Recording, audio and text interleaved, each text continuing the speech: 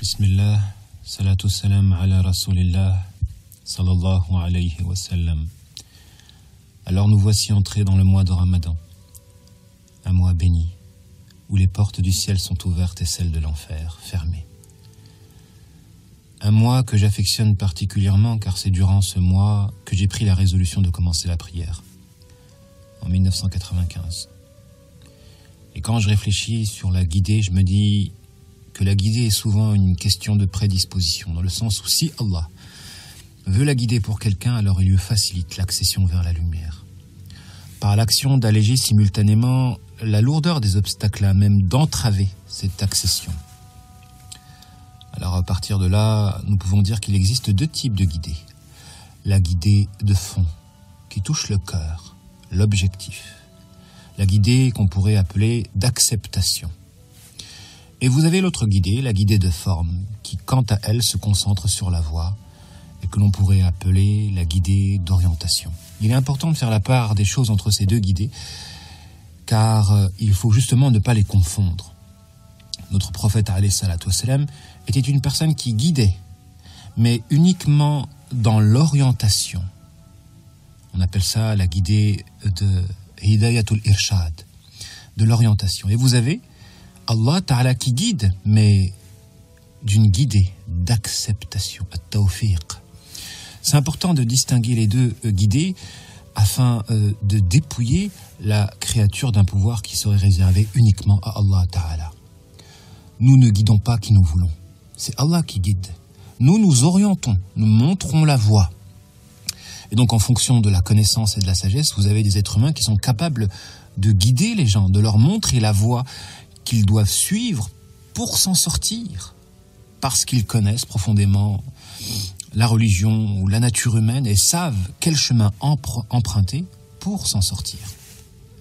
Donc dans ce sens, ils sont nombreux, ceux qui sont guidés dans le fond, mais pas dans la forme, étant donné qu'ils sont incapables de vaincre tous les paramètres qui les conditionnent à faillir. Comme ils sont nombreux, à l'opposé, ceux qui ont tout pour réussir spirituellement, mais qui se refusent à suivre la voie droite.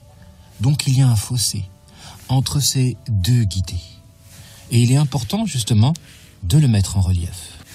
Dans ce sens s'explique la parole d'Allah Ta'ala, où il est dit « Man yahdihillah fala mudilla lah, wa man yudlil fala hadiya lah » Celui qu'Allah guide, nul ne peut l'égarer. Et celui qu'Allah égare, nul ne peut le guider. En effet, si toutes les causes étaient réunies pour faciliter la guidée d'une personne, eh bien, si cette dernière est condamnée par Allah Ta'ala, alors toutes ces causes seront infructueuses. Et à l'opposé, si toutes les causes susceptibles de pervertir et de corrompre une personne étaient réunies, si cette dernière serait guidée par Allah Ta'ala, aucune de ces causes ne serait fructueuse. Et s'explique pourquoi vous avez des personnes qui vivent dans un contexte à même de les guider, un contexte où la guidée d'orientation est présente et qui pourtant se refusent à suivre la voie droite. Comme vous avez des gens qui vivant dans un contexte hostile à l'islam et qui pourtant se convertissent et suivent la voie droite malgré toutes les pressions à même de les empêcher de suivre cette voie. Parce qu'il y a un décalage justement entre la guidée de fond et la guidée de forme. Et ici se pose la question de savoir s'il y a un rapport entre ces deux guidées, parce que dans l'apparence, en réalité, il n'y a pas de rapport. Vous avez des gens qui ont tout pour être guidés et qui pour autant n'acceptent pas cette guidée à l'endroit de leur cœur. Donc il y a des oppositions à même de nous plonger dans une certaine perplexité. Et on pourrait se poser la question, donc à raison, de savoir, y a-t-il un rapport de proportion entre la guidée de fond et la guidée de forme? La réponse est oui et non. Et à mon sens, le non est la règle. C'est le oui qui est l'exception. Et ne me demandez pas de vous expliquer comment et pourquoi il y a des exceptions à la règle. Je ne saurais vous répondre ici.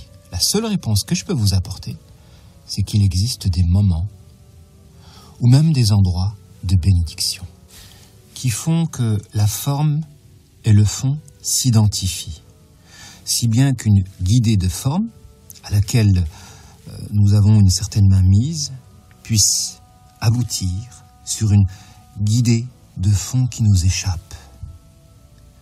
C'est donc forcément des moments ou des endroits qui sont sacrés et qui permettent une certaine intersection entre le monde matériel et le monde spirituel, nous donnant par la même occasion un pouvoir immense, à la condition que nous valorisons la sacralité de ces moments et de ces endroits.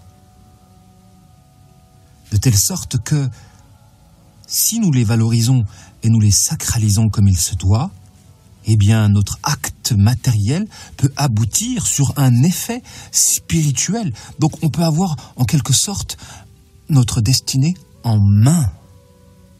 Et des personnes qui n'étaient pas prédisposées à la guidée peuvent connaître une véritable guidée de fond s'ils valorisent la guidée d'orientation durant ces moments sacrés.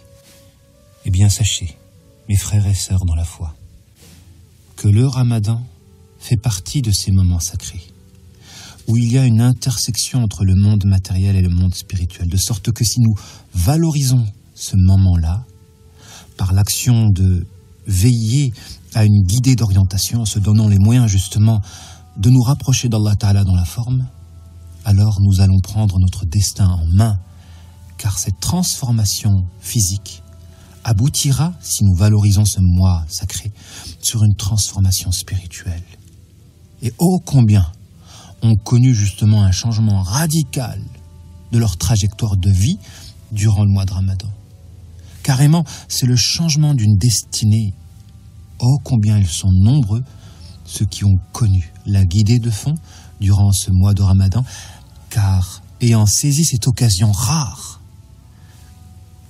de l'intersection entre le monde matériel et le monde spirituel. Wallahi, si on valorisait tous ce mois-là, comme il se doit, nous serions capables de réaliser des miracles. Le miracle, justement, de faire ressortir le meilleur de nous-mêmes. Car malheureusement, nous sommes nombreux à gaspiller notre potentiel. Qu'Allah Ta'ala nous permette, à vous et à moi, de saisir cette occasion pour opérer cette transformation. C'est ma manière à moi de vous souhaiter un bon mois de Ramadan, Inch'Allah. Et j'espère que, dorénavant, suite à ce rappel, vous ne regarderez plus jamais de la même manière ce verset contenu dans la sourate al-Fatiha qui fait office d'invocation Ihdina sirat al-mustaqim de la même manière. Tellement la guidée est un bienfait immense. Et pour vous convaincre, vous n'avez qu'à regarder ceux qui en sont dépourvus. Et dans cette sourate, tout comme dans le mois de Ramadan, il y a un point d'intersection qui fait justement sa sacralité. De sorte que si l'on valorise cette dernière par l'action de la répéter constamment, ce fut mon cas quand j'étais enfant, eh bien Allah Ta'ala peut nous faire miséricorde.